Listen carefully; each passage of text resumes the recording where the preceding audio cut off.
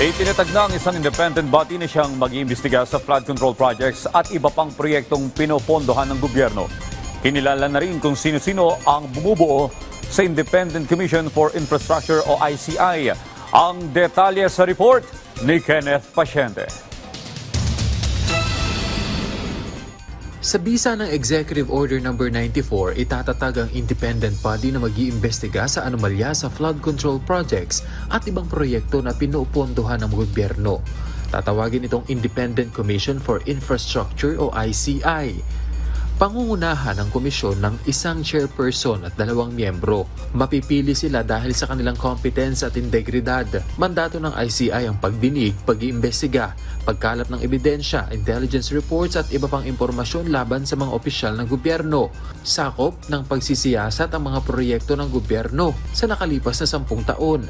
Kasama sa kapangyarihan ng ICI ang pagrerekomenda ng paghahain ng criminal, civil at administrative cases sa Office of the President, Ombudsman, DOJ at CSC. Kasama sa function ng Independent Commission for Infrastructure ang hearings, pagkuha ng testimonya ng mga sangkot sa issue at pagtimbang sa mga ebidensya. Maging ang pag-issue ng subpoena para sa mga witness at pagkuha ng mga dokumentong kailangan sa fact-finding at investigasyon nito. Pwede rin silang magtakda sa individual na maaari siyang mag-apply sa Witness Protection, Security and Benefit Program. Ang ICI din ang may kapangyarihang magrekomenda sa DOJ kung ang isang individual ay maaaring maging state witness.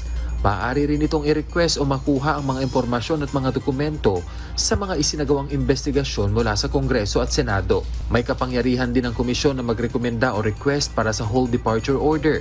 Kasama rin ang request para sa pag-freeze o seizure ng assets, funds, deposits at ari-arian ng isang individual na mapapatunayang konektado sa mga anomalyang flood control at infrastructure project habang isinasagawa ang investigasyon. Kasama rin sa mandato nito ang madalas na pagbibigay ng impormasyon sa mga otoridad para sa mabilis na prosekusyon at ang pagrerekomenda sa otoridad kung kinakailangan ng preemptive suspension sa mga sangkot na opisyal ng gobyerno.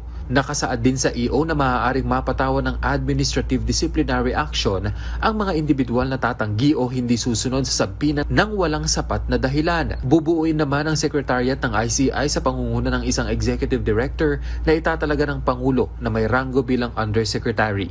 Naatasan namang umasiste sa ICI ang lahat ng ahensya ng gobyerno sa ilalim ng executive branch, kabilang na ang DOJ, NBI, National Prosecution Service, DILG, PNP at iba pa. Buwan-buwan ang pagre-report ng ICI sa Office of the President, habang naatasan naman ng DBM na humanap ng kaukulang pondo para sa implementasyon ng EO.